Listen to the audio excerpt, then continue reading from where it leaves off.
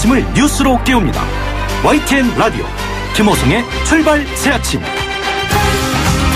여러분 안녕하십니까. 출발 새아침 김호성입니다. 아침 출근길 어떠십니까? 택시 이용하시는 분들은 다소 불편할 수도 있지 않을까 이런 생각이 듭니다. 오늘 전국 택시 노사단체가 파업에 돌입했습니다.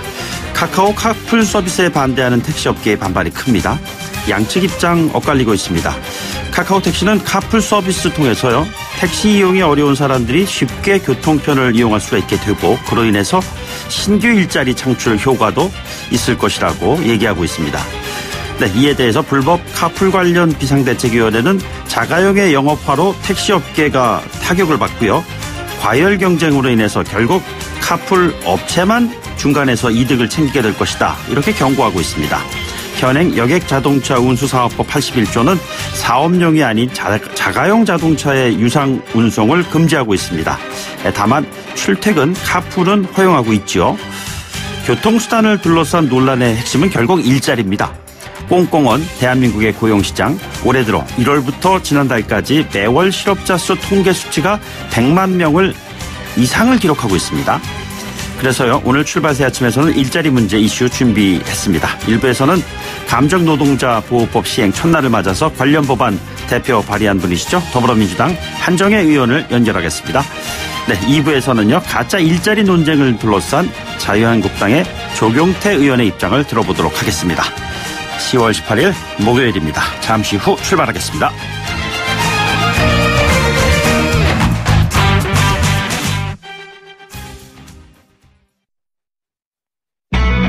YTN 라디오 김호성의 출발 새아침.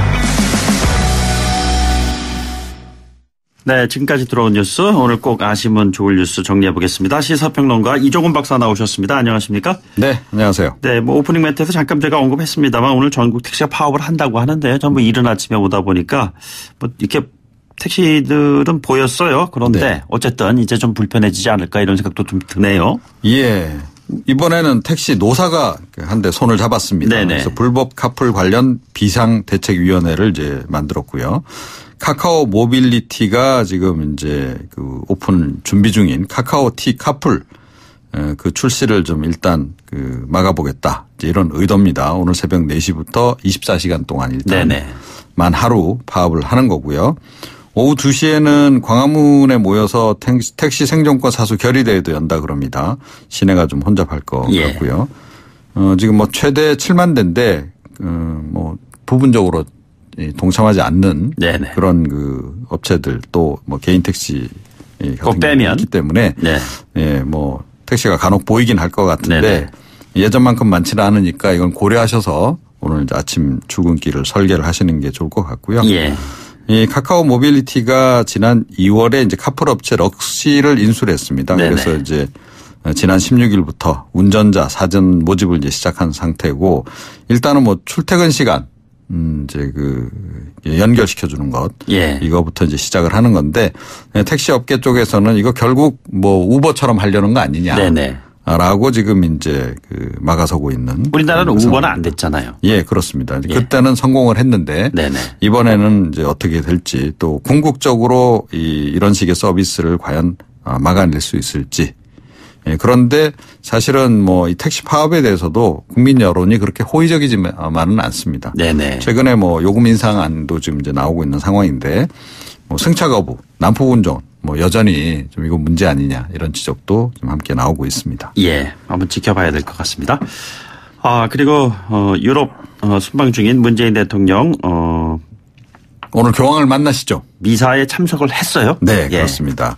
교황청 지금 공식 방문 일정 지금 수행 중이시고요. 어제 오후에 성 베드로 대성당에서 피에트로 피롤린 국무원장 집전으로 열린 그 한반도 평화를 위한 특별 미사에 참석을 했습니다. 네네. 지금 미사 후에 또 연설도 했어요. 한 10분 정도. 이것도 굉장히 이례적인 일이라 그러죠. 네네. 연설에서 뭐 우리는 기필코 평화를 이루고 분단을 극복해낼 것이다. 그와 더불어서 또 한반도에서의 종전선언과 평화체결은 지구상의 마지막 냉전 체제를 해체하는 일이 될 것이다. 이렇게 언급을 하셨습니다. 예. 오늘 이제 교황 예방은 정오경에 이제 이루어질 예정이고요. 김정은 북한 국무위원장의 초청 의사를 전달할 것으로 일단 보입니다. 네네. 프란치스코 교황께서 어떤 반응을 보이실지 여기 지금 온 세계가 주목을 하고 있는 그런 그 상황이고요. 이런 속에 트럼프 대통령 또 2차 북미 정상회담과 관련해서 또 언급을 하셨네요. 네네. 만남을 가질 것이지만 중간 선거 이후가 될 것이다. 예. 다시 한번 시점을 재확인했습니다. 예, 알겠습니다.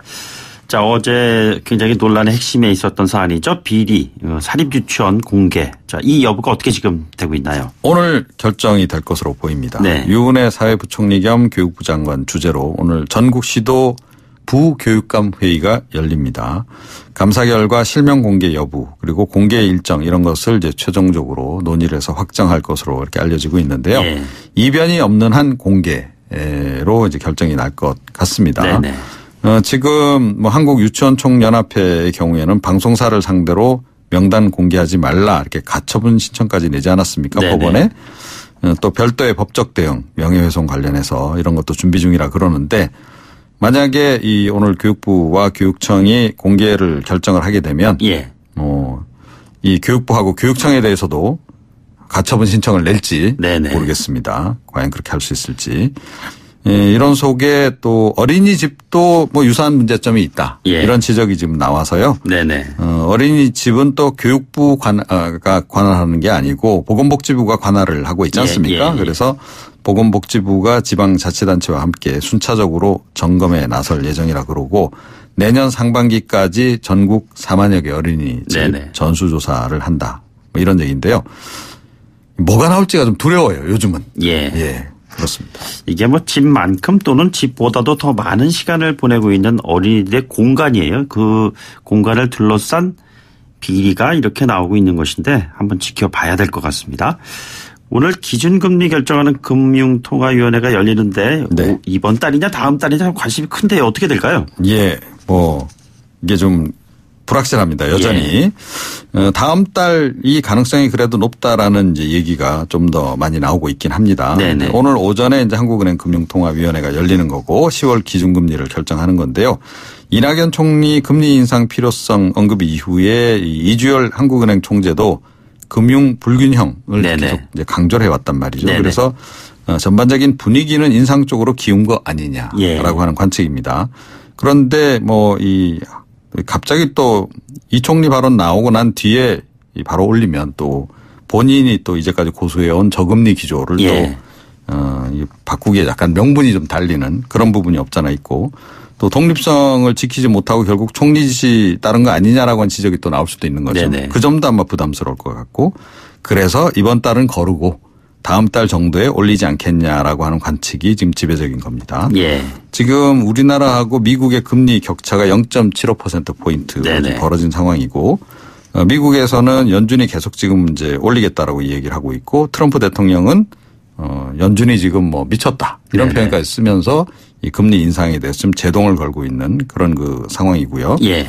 연준이 그런데 12월에 또 인상할 가능성이 높다 그럽니다. 네네. 우리가 11월에 올리더라도 연준이 12월 달에 또 올리면 격차는 계속 유지되네요. 또. 여전히 유지되는 그런 예. 상황이 이제 되겠죠. 네네. 모르죠. 또 뭐 11월가 얼마나 올릴지는 모르겠습니다. 좀 많이 올린 다음에 격차가 좀 줄어들 수는 있는 그런 네네. 상황이긴 한데요. 지금 외국인 자금 같은 경우에는 뭐 증시에서는 매월 뭐 1조 원 이상 계속 팔자세를 예. 유지를 하고 있는 상황이고 지난 2월부터 계속 그런 상황이 이어지고 있고 지금 최근에는 지난 1일부터 15일까지 채권 시장에서도 1조 3천억 원 정도 순유출이 이루어져서 이것도 지금 논란이 되고 있는 상황입니다. 예. 짧게 이건 꼭 좀 언급해 주시고 가야 될 것 같네요. 서울교통공사의 고용세습 논란. 자, 이게 네. 좀 기가 막힌 일인데. 예. 정규직으로 전환한 서울교통공사 직원 1285명 가운데 108명이 자녀, 형제, 배우자더라. 네네. 더군다나 정규직 전환을 총괄한 인사처장 아내도 정규직으로 전환을 했더라. 심지어 명단 공개해서 이 사람은 또 제외시키기조차 했더라. 네네. 예. 비리은폐까지 한 거죠. 예. 자, 이렇게 되니까 지금 서울시가 뒤늦게 감사원 감사 공식 요청을 한 상태인데요. 서울교통공사 노조는 오히려 의혹을 제기한 자유한국당이 민주노조 죽이기를 하고 있다. 네네. 그래서 명예훼손 등 법적 조치를 검토하겠다라고 얘기하는데 적폐청산에는 진보 보수를 떠나서 예외가 네네. 있을 수 없다. 이렇게 생각합니다. 뭐 가족은 사랑인데 이것은 그것이 아닌 것 같습니다. 예, 오늘 말씀 고맙습니다. 네. 네, 지금까지 이종훈 시사평론가였습니다. 여러분은 지금 FM 94.5MHz로 방송되고 있는 YTN 라디오 김호성의 출발 새 아침을 듣고 계십니다. 의견 주실 분은 짧은 문자 50원, 긴 문자 100원의 이용료가 드는 휴대전화 메시지 샵 0945, 우물정 0945번으로 의견 남기실 수 있습니다. 네, 청취자 여러분들께서는 서비스 업종에서요 흔히 마주치는 친절, 이것이 노동이라고 생각을 하시는지요? 예, 그렇게 생각하셨다면 다른 노동처럼 법 테두리 안에서의 보호가 필요하지 않겠습니까? 고객 상담 업무 실습 중이던 고등학생의 극단적인 선택, 그리고 폭행당하는 백화점 직원이요, 그리고 입에 담지 못할 진상 고객들의 이야기들, 많은 보도를 통해서 보셨을 겁니다. 예, 드디어 오늘부터 감정 노동자 보호법이 시행이 됩니다. 법안 대표 발의한 분이시죠. 더불어민주당 정책위 수석 부의장 한정혜 의원 통해서 이야기를 들어보도록 하겠습니다. 의원님 안녕하십니까? 네, 안녕하세요. 한정혜입니다. 예, 좀 감회가 남다르시겠습니다. 오늘 감정 노동자 보호법 시행 첫날입니다. 어떻습니까? 노동 관련한 법들은 노사 간 이해가 좀 첨예하게 갈리는 사항이라서요. 네네. 사실 쉽게 합의하기는 어렵습니다. 그렇죠. 감정노동자법도 발의해서 시행까지 꼬박 2년 걸렸거든요. 네네. 다른 법보다는 어찌 보면 또 빨리 통과된 편이기도 합니다. 예. 그만큼 사회적 공감대라고 할까요? 또는 절박함 이런 것이 있었다고 보고요. 네네. 이제는 잘 정착되어야 할 텐데 하는 또 다른 걱정이 조금 앞서기도 합니다. 예, 의원님 사회적인 공감대 말씀하셨는데 그 공감대가 비교적 확산되는 속도가 빨랐다는 그 배경은 무엇이라고 분석하고 계시는지요? 최근에 아마 언론을 통해서도 많이 보셨을 텐데요. 백화점이나 그 고객을 상대하는, 응대해야 하는 노동자들에 대한 우리가 흔히 말하는 갑질 행위라고 그러죠. 네네. 이런 것들이 전 사회적으로 많이 알려지면서 어찌 보면은 국민적인 공감대가 형성됐던 것 같습니다. 저런 것들은 막아야 한다. 네네. 이게 앞서서 국회에서도 논의가 굉장히 빨리 이루어질 수 있었지 않았나 이렇게 생각합니다. 예, 이처럼 그 법과 제도가 만들어진 건 참 반가운 일인데요. 실제로 현장에서 예를 들자면 사업주가 적극적으로 나서서 이 노동자들을 보호할지 이 부분에 대해서 고개를 갸우뚱하시는 분들도 있습니다. 어떨까요? 우선 법적으로는 감정노동자 보호에 대한 의무를 사업주가 다하지 않으면 네네. 처벌받을 수도 있습니다. 예. 그래서 이전에는 무조건 친절을 강요하고 부당한 고객의 응대에도 응하도록 아주 절대적인 친절을 요구했었었죠. 네네. 고객이 잘못해도 아니다. 네가 잘못했다고 해라. 예.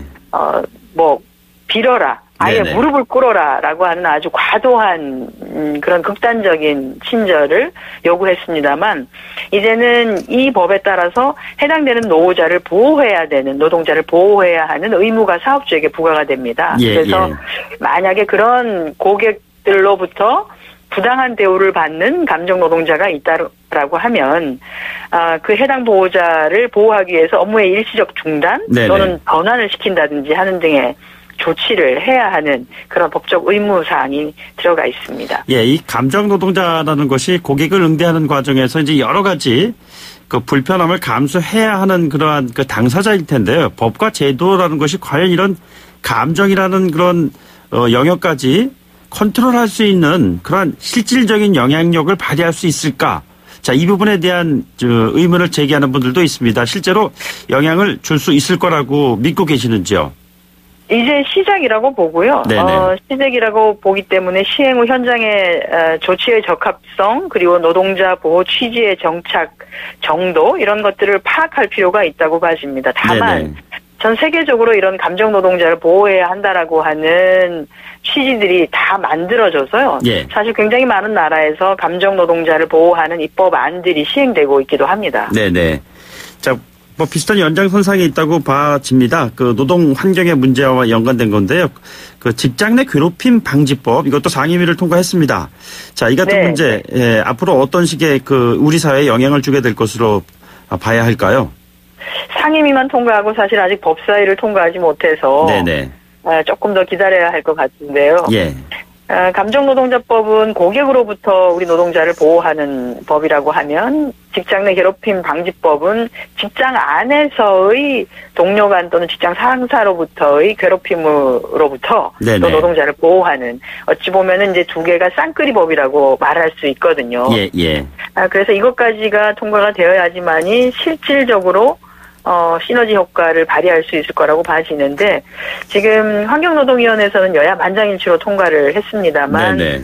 법사위에서 지금 자유한국당 의원 한 분께서 반대해서 지난 네네. 9월에 처리되지 못하고 계류되어 있습니다. 예, 예. 그래서 이 법안도 빨리 좀 처리될 수 있도록 협조를 해주셨으면 좋겠습니다. 예, 감정노동자보호법 그리고 직장 내 괴롭힘 방지법 흔히 이제 쌍끌이법이라고 표현을 해주셨는데요. 이게 법 시행하게 되면 당사자의 입장에서는 이 법을 통해서 보호를 받기보다 오히려 결국엔 법을 통해서 해결하려고 하는 당사자가 직장으로부터 역차별을 받게 되는 그런 상황이 벌어질 수도 있다. 이런 지적에 대해서는 어떻게 보고 계시는지요? 지금 이미 그런 일이 발생하고 있고요. 네네. 지금은 오히려 그런 노동자들이 많음에도 불구하고 근거 규정, 법적인 근거 규정이나 조항이 없기 때문에 해당 노동자들이 보호되지 못하고 있는 예. 결과로 나타나고 있습니다. 그래서 네네.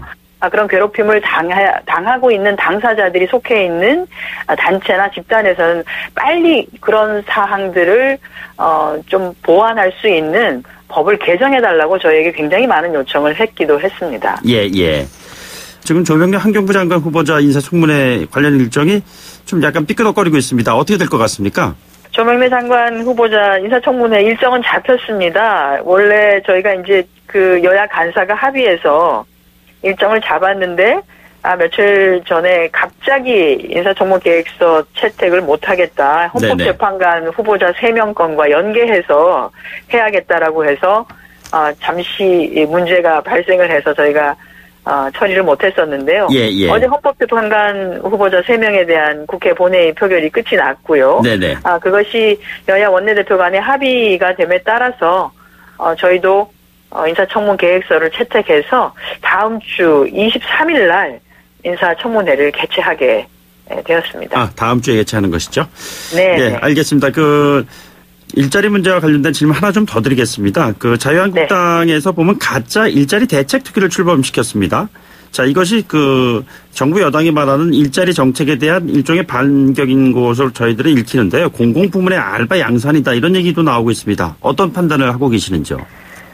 OECD나 월드뱅크, 세계은행이죠. 이런 곳에서도 경기가 침체될 때, 경기 위기 시에는 공공부문에서의 적극적인 단기 일자리를 채택을 해라. 그것이 좋은 대안이다라고 이미 제안을 해주고 있습니다. 예. 이명박 정부 시절에 31만 명 조금 넘는 숫자, 그리고 박근혜 정부 시절에 6만 2천 명, 그 정도 되는 사실 단기 일자리를 만들어내기도 했었습니다. 예. 그래서 그러면 그때 만들었던 일자리들은 가짜 일자리였나라는 생각이 들어서요. 그만큼 어떤 정부든지 간에 경제적인 위기라든지 경기 침체기가 있다라고 하면은 공공부문에서 좀 적극적으로 임해서 일자리를 만들어낼 수 있도록 맞춤형 일자리를 만들어낼 수 있도록 노력하는 것은 너무나 당연하다고 보고요. 저희도 그 당연한 것들을 하는 것이다 이렇게 생각합니다. 저희는. 비정규직의 정규직화 이런 흐름과는 좀 다른 것이 아닌가라는 질문을 하시는 분들이 있습니다. 어떤 답변을 주시겠습니까? 비정규직의 정규직화는 지금 꾸준하게 일어나고 있고요. 그래서 실질적으로 상시 일자리라고 할 수 있는, 즉 고용이 상시화되어 있는 일자리에서의 고용 지표는 괜찮습니다. 고용보험에 가입하는 숫자도 많아지고요. 또 자영업자라고는 하지만 고용원을 데리고 있는 사람들의 상황도 좀 괜찮아지고 있는데 그게 아니라 우리 사회 보면 항상 임시 일자리들이 상당히 많이 존재합니다. 임시직, 일용직 일자리라고 하는 것이. 그 임시직, 일용직의 일자리라고 하는 것은 경기가 침체되면은 굉장히 많이 줄어드는 경향들을 보이고 있거든요. 그래서 이런 경제 침체기에 우리가 만들 수 있는 맞춤형의 임시 일자리들, 단기 일자리들은 만들어서 최대한 임시 일자리를 어찌 보면 좀 전전하고 있는 분들이 양질의 일자리로 가기 전에 일정 기간 그 단기 일자리를 통해서라도 생산활동에 기여하고 또는 생활을 할 수 있게끔 해드리는 것이 당연히 정부가 해야 되는 역할이다 이렇게 보고 있습니다. 예, 근데 의원님 경기 침체기에 단기 일자리가 줄어든다는 것과 관련해서 그런 이유 말고도 최저임금 문제로 인해서 단기 일자리가 참 많이 줄었다라는 분석도 있는 것 같습니다. 최저임금 차등 적용의 필요성이 대두되는 배경인 것 같기도 한데요. 이 부분은 어떻게 바라보고 계시는지요? 최저임금제의 취지를 좀 다시 저는 확인하고 싶은데요. 최저임금이라고 하는 것은 노동자들이 최소한의 생계를 보호해주기 위한 국가가 정하는 최저 수준인데 네네. 국가가 정하는 최저 수준을 정하고 또 다른 최저 수준을 정한다. 업종에 따라서 또 최저 수준을 또 정한다라고 하는 것은 조금 그것은 다른 얘기인 것 같습니다. 해외에 네네. 업종별로 임금의 수준이 낮은 것은 보통은 노사 간의 단협을 통해서 적정한 임금의 수준을 정하기 때문에 그렇게 달리 나오는 경우들이 있는 것이고요. 네네. 국가가 정하는 최저임금의 수준은 대부분의 나라에서 조금 일관되게 최저 수준을 정하고 다만 어떤 특정 업종이라든지 해당 지역에서는 그 최저임금 수준보다도 더 높게 주는 수준을 정할 수는 있습니다. 그런 식으로 제도가 대체적으로 좀 정착되어 있는 것이거든요. 네네. 다만 굉장히 많은 의원님들께서 최저임금 제도 개선과 관련한 법안들을 내놓으셨습니다. 네네. 그러니까 최저임금의 결정 구조, 그다음에 최저임금 수준 이런 것들을 정하는 그 방식들에 대해서 네네. 굉장히 많은 법안들이 나와 있기 때문에 이런 법안들은 저희 국회에서 충분하게 논의를 통해서 제도 개선할 부분이 있으면 제도 개선하면 된다 이렇게 생각합니다. 예를 들자면 미국 같은 경우에는 연방의 어떤 최저임금의 기준치가 있고 각 주별로 좀 다르지 않습니까? 그렇습니다. 미국은 연방에서 정하는 게 정말 최저 수준이고요. 네네. 각 해당 주에서는 그 연방 주보다 같거나 또는 더 높게 책정하는 최저임금이 되는 것이죠. 예, 그러니까 좀 우리 사회 같은 경우에도 그러한 차등적인 그 기준율이 적용될 수 있다. 이렇게 생각해도 큰 무리가 없겠습니까?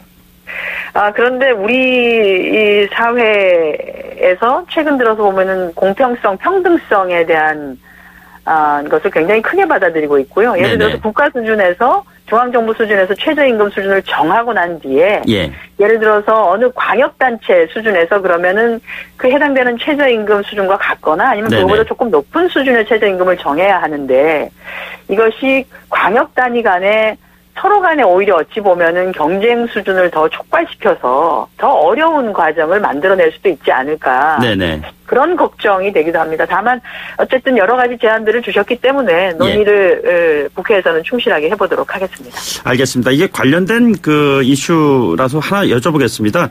가짜뉴스 대책 특위에도 계시지 않습니까? 네, 저희가 오늘 준비한 이슈 가운데에서 여러 가지 그 이슈들이 있는데 이 가운데는 감정노동과 연관되어 있는 것이 있는데 그것이 가짜뉴스하고도 연관되어 있는 내용이어서 여쭤보는 것입니다. 가짜뉴스의 내용으로 인해서 감정노동을 하는 노동자가 극심한 충격을 받아가지고 극단적인 선택을 하게 되는 이러한 그 사안들이 있거든요. 자, 이 가짜뉴스에 대한 대책을 우리 사회가 앞으로 어떻게 대응해 나가야 할 것인지에 대한 의견이 있으시다면요. 저희가 이제 가짜뉴스 대책, 가짜뉴스와 관련해서도 법안들을 의원님들께서 많이 내주셨는데요. 그것도 사실 저희 당 의원님들은 한두 분 정도만 법안을 내놓으셨고, 굉장히 대부분의 의원님들이 사실 자유한국당 의원님들이 법안을 내주셨습니다. 특히나 언론인 출신이신 분도 법안을 아주 강하게 해서 내주셨고, 바른미래당의 김관영 원내대표도 법안을 내주셨는데, 말은 가짜뉴스입니다만 저희 당에서 주장하고 있는 것은 사실 허위 조작 정보에 대한 것들은 사회적으로 심각한 해악을 끼치기 때문에 허위 조작 정보는 막아야 한다. 이것은 사실도 아니기 때문에 그런 것이죠. 그래서 법원이나 이런 기관에서 판단을 해서 이건 허위로 판명되고 조작된 정보로 인정된 내용은 더 이상 사회적으로 유통되는 것은 막아야지만이 되는 것 아니냐 하는 차원에서 진행을 하는 것이기 때문에요. 지금 시민단체나 일부에서 걱정하는 언론 표현의 자유 이런 것들은 충분히 보호를 하면서 아닌 게 아니라 정확하지 않고 그냥 소문을 들은 거예요라고 하는 것들을 퍼뜨려서 어떤 특정 계층이라든지 특정인을 특정인의 사생활을 보호하지 않는다든지 명예훼손을 한다든지 또는 전 사회적으로 큰 문제를 해악을 끼치거나 하는 것에 대해서는 유통을 네네. 막아야 한다라고 하는 취지에서 진행을 하고 있는 것입니다. 알겠습니다. 오늘 말씀 여기까지 듣죠. 오늘 고맙습니다. 네, 감사합니다. 네, 지금까지 더불어민주당의 한정혜 의원이었습니다. 1부 마치겠고요. 2부에 돌아오겠습니다. 소통의 아침을 여는 공정한 목소리 YTN 라디오 김호성의 출발 새 아침. 네, 출발 새 아침 2부에서는요. 조경태 의원, 자유한국당 의원이시죠. 연결해서 가짜 일자리 대책 관련한 의견 들어보도록 하죠. 잠시 뒤 돌아오겠습니다. YTN 라디오 김호성의 출발 새 아침. 네, 자유한국당이요. 지난 일요일 가짜 일자리 대책 특별위원회를 신설했습니다. 이 가짜 일자리, 그렇지 않아도 가짜라는 그 수식어가 붙는 단어들이 요즘 많이 생기고 있는 것 같습니다. 자유한국당이 국정감사 후반전 공격 포인트를 일자리 정책에 두고 총공세에 나서고 있는 모습입니다. 특위위원장 맡고 있는 조경태 자유한국당 의원을 연결해서 자세한 이야기 알아보도록 하죠. 의원님 안녕하십니까? 네, 안녕하십니까. 조경태입니다. 예, 이 가짜 일자리 대책 특별위원회 특위 어떤 문제 인식을 갖고 출범을 하시게 되신 것이죠? 사실은 그 이면에는 그 좋은 일자리, 네네. 참 일자리를 좀 만들자는 그런 취지로 이 특위가 구성되었고요. 예. 야당도 그 발목을 잡기 위한 그런 게 아니라, 네네. 좀 더 나은 일자리를 국민들한테 제공해야 된다는 그런 공감대 형성과 또 절박함을 가지고 일자리 특위를 구성하게 되었습니다. 예. 본격적인 좀 질문 드리기 전에요. 문재인 정부의 일자리 정책 점수 10점 만점에 몇 점 주시겠습니까?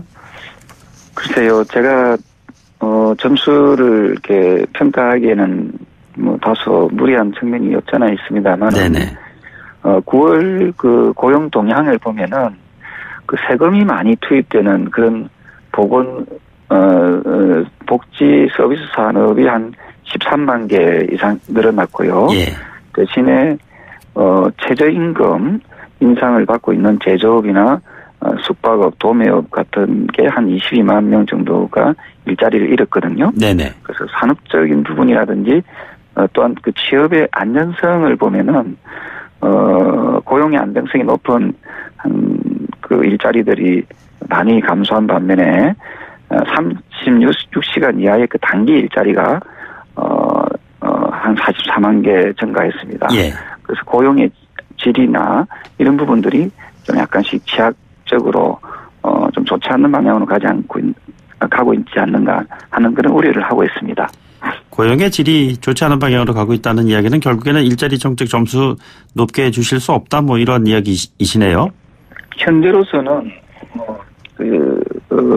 결론을 들어보면은 그 문재인 정부가 대북 관계나 외교적인 부분은 열심히 노력을 하고 있습니다만은 일자리 문제라든지 산업적 관점에서는 좀 많이 부족하다 하는 그런 이야기들을 많이 하고 계십니다. 예. 근데 일자리 문제가 좀 단기간에 보는 것이 아니라 길게 봐야 되지 않겠느냐라는 전제 하에서 조금 더 시간을 두고 봐야 된다. 이런 지적도 있습니다. 어떻게 생각하시는지요? 네, 그 오롯이 말씀이고요.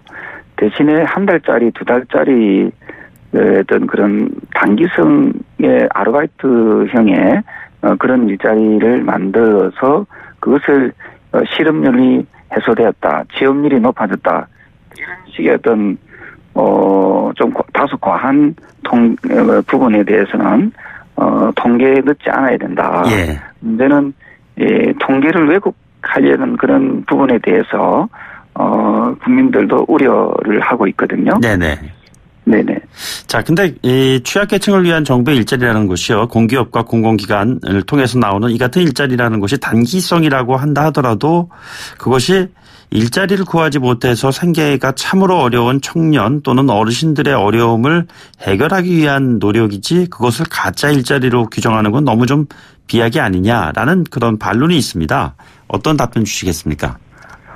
어떤 정권이든 저는 고육책으로 짧은 일자리, 단기성 일자리들 만들어낼 수도 있다고 생각합니다. 네네. 하지만 그런 한시적인 일자리를 통계에 넣어서 부풀리는 그런 형태들은 저는 온당치 못하다라고 보고 있고요. 저는 제대로 된 일자리, 즉 퇴직금도 나오고 또 4대 보험도 되고 뭐 이런 일자리들을 많이 만들어낼 수 있도록 저는 더욱더 정부가 노력을 해야 된다라고 생각합니다. 따라서 국민들이 조금 더 안정된 그런 일자리를 많이 찾을 수 있도록 국가는 좀 더 노력을 많이 하는 것이 좋겠다 이런 얘기들을 많이 하고 있거든요. 예, 의원님 제가 잘 몰라서 드리는 질문인데요. 이명박 정부 때 정부 지원 청년 인턴제라든가 공공기관의 잡 쉐어링, 박근혜 정부 때 청년 해외 인턴, 공공일자리 4만 개 창출 이런 것들은 통계에 잡히지 않았었던 건가요? 제 생각에는요. 네네. 아마 그런 부분에 대한 말씀도 정부 여당에서 하시는 것 같은데 예. 과거에 이명박 박근혜 정부가 했던 일 중에서 잘했던 부분도 있지만 지금 말씀 주신 이런 부분에 대해서 상당히 개선해야 될 부분도 많이 있었지 않았겠습니까? 네네. 그래서 지금 문재인 정부는 이명박 박근혜 정부보다는 좀 더 나아져야 된다고 생각을 합니다. 예. 그래서 지금은 그냥 조금 그 한 달짜리 또는 일주일짜리 이런 초단기 일자리를 국민들이 원하는 것이 아니라 좀 더 긴 일자리, 좀 양질의 일자리를 좀 찾고 있다고 보고 있거든요. 네네. 물론 어떤 국민들은 뭐 일주일짜리라도 있으면 그게 얼마나 뭐 하는 이런 분들도 계시거든요. 예. 그래서 그런 거는 그런 대로 하되 다만 이런 일자리들을 이제 통계에 넣어서 실업률이 해소되었니 또는 취업률이 높아졌니 이런 어떤 통계에 활용하려고 하는 그런 꼼수 아닌 꼼수는 우리는 이제 지양해야 되지 않을까. 과거 정권에 그렇게 했다 해가지고 이것을 답습하는 모습은 바람직한 모습은 아니다. 네네. 생각을 합니다. 자, 지금 자유한국당은 단기 일자리가 불필요한 인력 채용으로요. 회사에 손실을 끼치는 경우에는 업무상 배임 내지는 국고 손실에 해당한다. 자, 이런 지적하시면서 일자리 검증 예고하셨습니다. 자, 구체적으로 어떠한 검증을 예상할 수가 있을까요? 앞서 말씀드렸던 대로 주 36시간 이상의 일자리는 감소하고 있고요. 네네. 주 36시간 이하의 단기 일자리가 계속 증가하고 있는 그 일자리의 질이 상당히 좀 나쁜 방향으로 가고 있다라고 하면은 이것은 좀 분명히 좀 고쳐 나가야 된다 이런 생각이고요. 네네. 또한 공공기관 또는 공무원의 일자리는 결국 국민의 세금이 많이 투입되는 일자리이지 않습니까? 네네. 그런 일자리에 대해서는 다소 국민적 부담을 많이 안기는 측면이 있기 때문에 국민들도 썩 반기지 않는 측면이 있을 거라고 봅니다. 예. 근데 우리나라는 보면은 52시간 규제라든지 최저임금의 급진적인 인상이라든지 이런 부분에서 선진국도 아닌데도 불구하고 너무 지나치게 앞서 나가는 경향이 없다는가 이런 지적들도 많이 있거든요. 네네. 그래서 이런 부분에 대해서 우리 정부 여당이 조금 인식을 좀 고쳐 나갔으면 좋겠다 이런 생각을 합니다.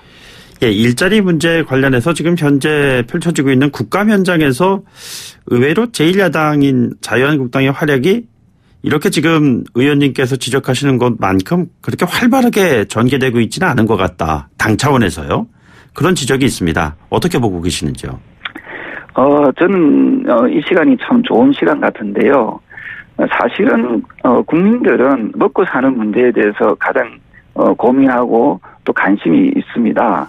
그렇다면은 야당도 여당과 정부와 함께 저는 일자리 문제에 대해서 좀 더 깊이 있게 참여해서 고민해야 된다 이런 생각입니다. 다시 말씀드려서 어느 정권이든 나라를 망해먹으려고 하는 정권은 없을 거라고 보고 있거든요. 예. 그래서 좀 여야가 좀 솔직하게 여야가 머리를 맞대어서 일자리 창출을 좀 하는데 함께 힘을 모아야 된다 생각을 하고 있고요. 네네. 다만 일주일짜리, 한 달짜리, 한두 달짜리 일을 통계에 넣어서 통계를 호도하는 일이 있어서는 안 된다 하는 입장입니다. 자, 그렇다면 구체적으로 가짜 일자리 대책 특별위원회에서 생각하고 있는 일자리 정책에 대한 핵심적인 내용은 무엇인가요? 결국은 뭐 저보다 더 잘 아시겠지만은 인위적인 일자리 억지로 끼워 맞추기에 그런 일자리는 결국 국민들도 그걸 다 알고 계시거든요. 네네. 그래서 저는 결국 양질의 좋은 일자리를 만들어야 되는데 네네. 그것은 그 대안은 결국은 저는 기업에 있다고 봅니다. 예. 그 민간 영역에서 그 많은 일자리를 만들어낼 수 있도록 기업에 그 투자를 할 수 있는 기업이 투자를 할 수 있는 그런 여건을 많이 만들어야 된다고 생각합니다. 네네. 최근에 문재인 대통령께서 마크롱 그 프랑스 대통령을 만나고 오지 않았습니까? 네네. 만나지 않았습니까? 네. 마크롱 대통령이 집권하자마자 폈던 정책이 바로 그 노동의 유연성이거든요. 예. 그런데 우리나라는 상대적으로 노동의 유연성이 너무 떨어진다 하는 그 비판의 목소리가 많습니다. 네네. 그래서 노동의 유연성을 좀 높여서 민간 영역에서 일자리를 많이 만들어낼 수 있도록 저는 정부는 그 인식의 제고가 좀 필요하다 이래 보고 있습니다. 예, 노동의 유연성 그리고 일자리를 만드는 부분에 대해서 조금 더 구체적으로 좀 설명해 주십시오. 더 잘 아시겠지만은 최저임금에 의한 그 역풍 역행이 좀 많이 있지 않습니까? 네네. 제가 최근에 들은 얘기인데 식당에 종업원을 3분을 서다가 임금이 높아져서 3분을 그냥 그만두게 하고 부부끼리만 식당을 운영한다는 그 식당 주인의 말씀도 있었거든요. 예. 그 정부는 소득주도형 일자리를 늘리겠다는 그런 명목하에 소득주도형 성장을 하겠다는 명분하에 최저임금을 대폭 늘리지 않습니까? 네네. 그런데 오히려 그 악영향에 의해서 그 일자리가 민간 영역에서 줄고 있거든요. 예. 이런 부분에 대해서 정부가 조금 더 급진적인 최저임금 인상에 대해서 고민을 해야 된다. 이런 생각입니다. 그래서 네네. 좋은 일자리는 결국은 민간 영역에서 만들어진다는 것을 정부 여당은 꼭 저는 인식을 했으면 좋겠습니다. 예, 뭐 이런 답변 나올 때마다 다시 또 다른 질문이 나오는 배경인데요. 그 최저임금이 과연 핵심적인 이유이냐 아니면은 높은 임대료가 더 큰 문제이냐 뭐 이런 얘기들 나오고 있습니다. 꼭 그것이 최저임금의 탓만으로 돌릴 수는 없는 것이다라는 의견에 대해서는 어떤 생각 가지고 계시는지요? 저는 개인적으로 최저임금의 영향이 결국 자영업자분들이나 제조 분야에 영향을 좀 크게 미쳤다 이래 보고 있거든요. 네네. 근데 난 정부 여당에 한 가지 당부의 말씀을 드리고 싶은 것이 2011년도에 아일랜드 같은 경우에 경제 상황이 악화됨에 따라서 최저임금을 인하한 적이 있거든요. 네네. 하향 조정한 적이 있습니다. 예. 8.65 유로에서 7.65 유로로 최저임금을 인하한 적이 있고요. 네네. 또 여러 나라들이 최저임금을 동결한 나라도 많이 있거든요. 네. 그래서 있는 나라들이 그럼 왜 최저임금을 동결 내지는 인하시키는가 하향시키느냐 하는 부분에 대해서 정부는 좀 고민을 좀 해야 된다고 생각합니다. 그래서 제가 드리고 싶은 말씀은 일자리 부분에 대해서 조금 더 솔직하게 있는 그대로 국민들에 알리는 그런 모습들이 저는 필요하다는 생각을 하고 있습니다. 예, 연결한 김에 마지막 질문 하나 드리겠습니다. 최근에 자유한국당이 보수대 통합 강조하고 있습니다. 그런데 국민들은 전면적인 인적 쇄신 없으면은 정치쇼로 그치고 말 것이다. 이렇게 우려하는 분들도 있는 것 같습니다. 어떤 답변 하시겠습니까?